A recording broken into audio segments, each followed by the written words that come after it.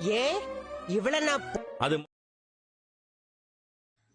சிறகடிக்க ஆசையில் எனக்கான ப்ரொமோ என்னன்னு பார்த்தீங்கன்னா, எல்லாரும் விஜயாவ திட்டுறாங்க. அதுக்கப்புறம் ரோகிணியும் சத்தம் போடுறாங்க. "சாரி அங்கிள் தெரியாம பண்ணிட்டேன்" அப்படின்னு சொல்றாங்க. "விஜயா இதுக்கெல்லாம் காரணம் நீ தான். நீ வந்து நம்ம குடும்பத்தில வாழ்றவங்களுக்கு ஒரு முன்னுதாரணமா இருக்கணும்.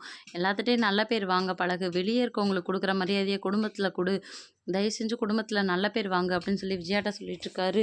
அதுக்கப்புறம் சரிங்க அப்படின்னு விஜயா சொல்லி முடிச்சிடுறாங்க. இந்த பக்கம் மனோஜ் கடையில விளம்பரப்படுத்திட்டு இருக்காங்க. பணமா வந்து குமியுது.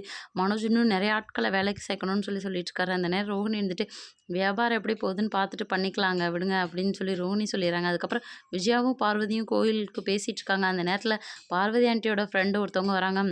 அவங்க நெறைய பேத்துக்கு டாக்டர் பட்டம்லாம் வாங்கி குடுத்துருக்காங்க அப்படின்னு அறிமுகப்படுத்தி வைக்கிறாங்க. இத பார்த்தோனே விஜயாவுக்கு ஒரே பேராசை ஆயிடுது. "அப்படியா! நான் கூட நெறைய சோசியல் சர்வீஸ்லாம் பண்ணியிருக்கேங்க" அப்படின்னு அவங்கள்ட்ட சொல்றாங்க. இந்த மாரி என் வீட்டுக்காரர் ட்ரெயின்ல வேல பார்த்தாரு. அப்போ ஒருத்தவங்க அடிபட்டு செத்துட்டாங்க. அவங்க பொண்ணையே நான் என்னோட 2வது பையன கல்யாணம் பண்ணி வச்சிருக்கேன். கிறிஷ்ங்கிற ஒரு பையன கூட்டிட்டு வந்து, நானே அம்மா இல்லாத பையன் பாவம்ன்னு ஸ்கூலுக்கு அனுப்பிட்டுருக்கேங்க அப்படின்னு நடந்த எல்லாத்தையும் விஜயா சொல்லிட்டுருக்காங்க. இதெல்லாம் பார்த்து பார்வதி ஆச்சரியப்பட்டுட்டுருக்காங்க. வீட்டுக்கு கூட்டிட்டு போய் பார்வதிட்ட, "எனக்கு டாக்டர் பட்டம் கிடைக்கிற வரைக்கும் இந்த உண்மைய நீ யார்ட்டயும் சொல்லக்கூடாது" அப்படின்னு பார்வதிட்ட சொல்லிட்டுருக்காங்க. அதுக்கப்புறம் மீனாவுக்கு ட்ரெஸ் வாங்கி குடுத்துட்டு நடிச்சிட்டுருக்காங்க விஜயா.